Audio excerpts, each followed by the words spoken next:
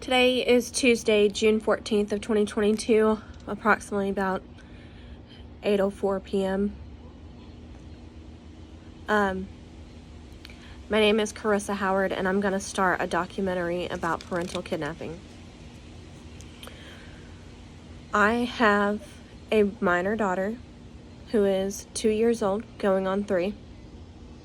And on May 20th of 2022, her biological paternal family kidnapped her.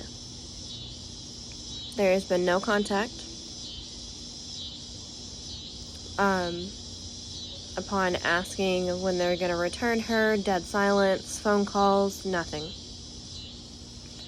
Her bio father claims that he is holding her because I did such to him.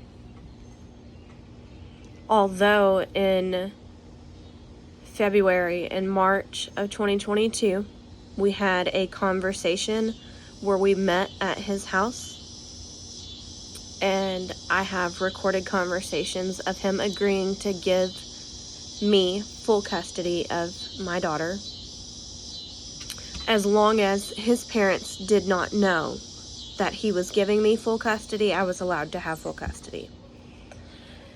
Sometime around May, his parents became suspicious. Like, why don't you have her? Where is she at? The bio father, his explanation of why he didn't have his child is because I was an evil, vindictive person, and I have just stopped all of his visits. He refuses to admit that we have the video. He refuses to admit that he agreed to it. So it has been over, probably going on 30 days of no contact with my daughter. He filed for order of protection on behalf of my 2-year-old daughter against me to keep her away from me, and asking the courts to grant him full custody, and it was denied. Okay. I am looking for what you would do. If your child was a victim of parental kidnapping, what would you do? Please don't comment and say call the cops, because the cops can't do anything. There is a legal joint custody order, which he has violated in so many different ways. It's kind of unreal. He filed for order of protection to keep her away from me. It was denied, and he still didn't return her home. On my scheduled day, I called the cops and asked them to go with me to do a civil standby to pretty much just check on the welfare of my child. I've not seen her at that point. Let me look.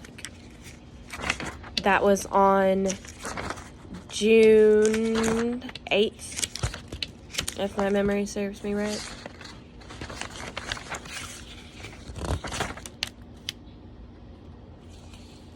Yes. On June 8th of 2022, I did a civil standby and asked them to pretty much just check on the welfare of my child. At that time, it had been 20 days since my daughter had been taken from me. He was not even present at the time. He wasn't at work. Coincidentally, him and his girlfriend had been driving down the street where his grandmother lives and saw my vehicle and a police officer, and so he turned around and met us getting out of the vehicle going to his grandmother's door. He was like, no, she's not allowed to take her. She done the same thing to me and kept her from me for so many months. She's not allowed to take her. It's my turn. The first time that I got to see the minor, I just took the opportunity and kept her, and I'm not returning her. However, coincidentally, on June 9th of 2022, I went to jail. And, not anything blown out of proportion. I had a no insurance ticket from 2021, and I've been to court a couple different times this year over traffic tickets, and somehow, somewhere, it just didn't line up and we didn't catch up with it. And I had to sit in jail and wait till Monday to speak to a judge about the order. On Monday, everything was denied, or like not denied, but everything was dropped. And I was released free of charges, free of fines, everything. So that's his next big stepping stone. His stepmother has started rumors that I went to jail because I was stealing from a leasing company and I was caught at a pawn shop and all this crazy drastic stuff. No, I had a no insurance ticket. Woo! I'm a real big criminal.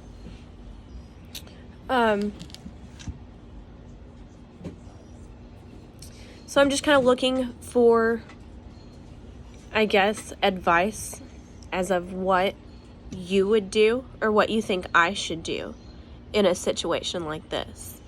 I do have some pictures here with me, and mind you that these pictures are very gruesome. So, like, viewers' discretion advised, strongly advised with these pictures. This is where my 2-year-old daughter lives. This is the household that he believes is okay for my daughter to live in.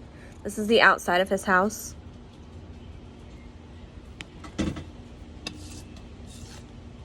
When you think of your child being at the opposing parent's house, say you have a custody order and you have to give the other person parental time with your child, you would only hope that they would feed your child nourishing food, that they would feed them healthy meals. This is his refrigerator.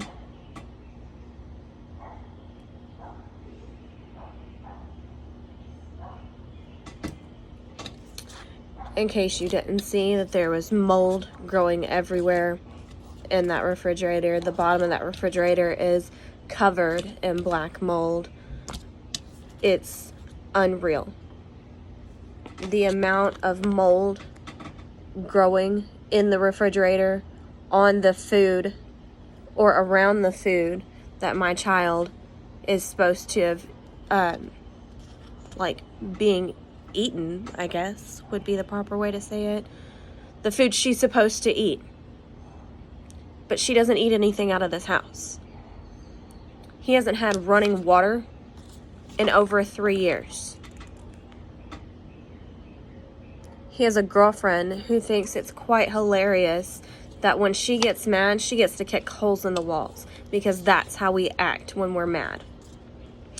In regards to not having running water or any kind of utilities in his state, or in most states, if you don't pay your utilities, they don't pick up your trash.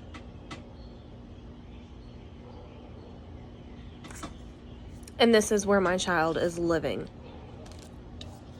You would wonder how somebody would give your child a bath, or how they would wash their dishes. Those dishes aren't washed. There's food cooked in them, and they're just put back in the cabinet to mold. You ask yourself, how would you bathe your child in a house with no water for 3 years?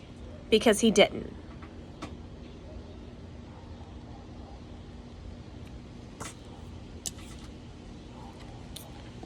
It's unreal, the lack of sanitary, I guess, environmental space that my child has. She has none. And this is a man who is fighting to keep my child in his household.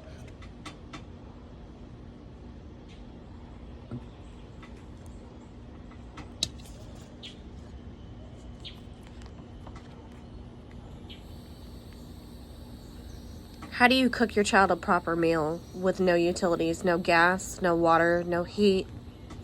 How does she sleep warm through the winters?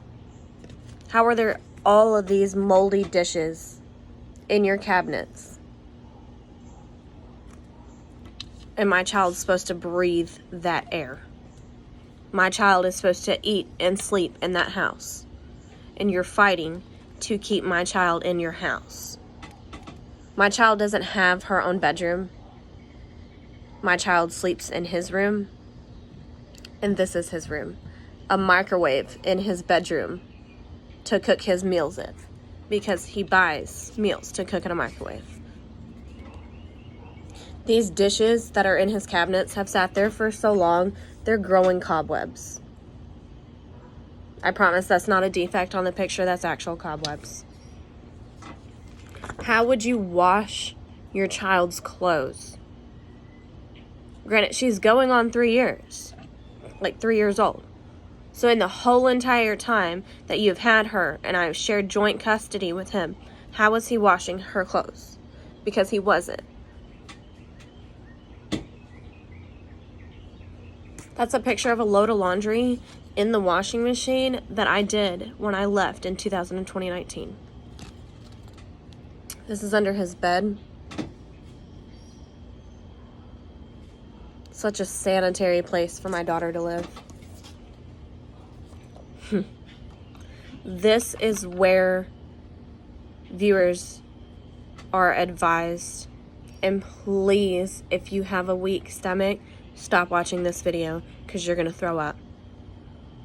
Because this full-grown man has bought drugs for 3 years. About approximately $400 a month is what he has admitted on an audio recording. But cannot pay for water. So, we all have to go to the bathroom. How are you disposing of your waste with no water? And if you caught on to what I said, disposing of his waste with no water, it's not happening. So if you have a weak stomach, please pause this, please skip past it, please be advised, because it gets gruesome.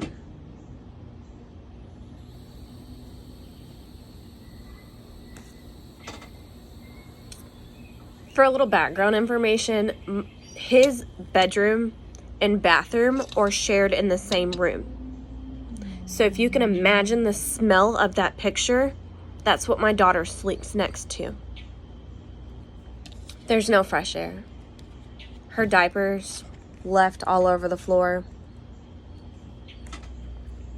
There is no sanitary anything in this house. Just imagine placing a porta potty in your bedroom, and that is what my 2-year-old daughter has to live with, because she doesn't have her own bed, and she doesn't have her own room, and she doesn't have a voice. She's 2. This is the bedroom they share.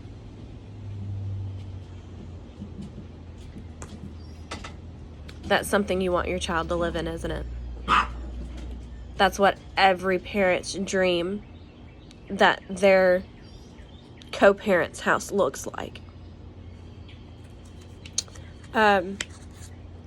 Tonight I recorded the attempts of trying to get a hold of them at 7:58, 8:06, 8:08, 8:09.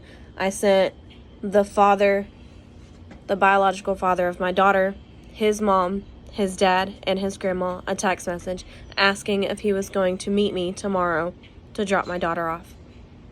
No response. Nobody's answered. I called. In 3 attempts, he shut off his phone. I have it all recorded. I've recorded every step that I have taken. I don't know kind of where to take it from here. He doesn't stay with his parents. He doesn't stay with his grandparents.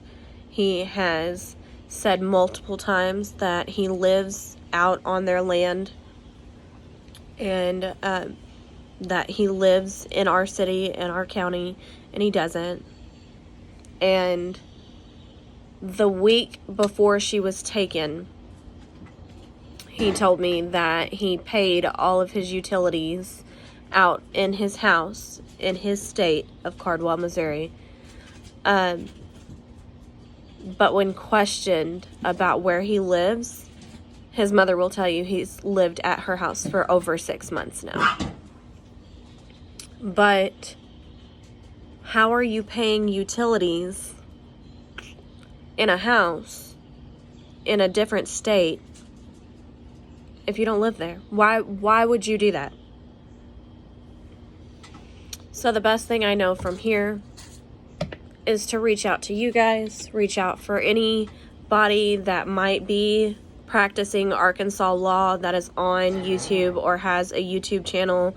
If you practice Arkansas law, please send me any advice you may have, any tips, any tricks. When I took her bedroom on June 8th, when I took the cops to his house, the cops told him every time that I file a police report showing that he's in contempt of court can be up to 30 days in jail. And so my strategy from here is just to call the cops and go out to his house every single day until she's returned, or every single day until we end up in court and he's got a stack this big and can spend up to a year in jail for parental kidnapping, parental alienation. No contact. He won't tell me that she's okay. I've tried calling. I called after our order protection court. The judge told him he didn't have any evidence and that it was denied. I called him after that and asked if he would meet me at a park so I could see her. And he said, no, I'm just not willing to do that. So, if anybody out there is watching this and you have any tips, any tricks, anything, any advice that you would like to share with me about how to better strategize this parental kidnapping and be able to get my daughter back, I would love to hear your advice. I have documented the drug use and all of the times he's bought drugs. I documented him recording how much he buys, how often he buys, even admitted in the audio recording that he wants to seek professional help for his drug use. He has threatened to commit multiple felonies on voice recording and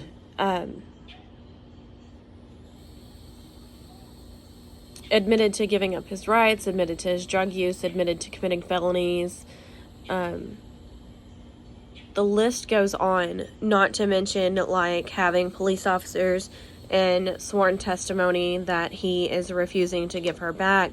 All of the text messages that I've sent, all of the phone calls that I've made have been recorded, and they will go to court with me as well, along with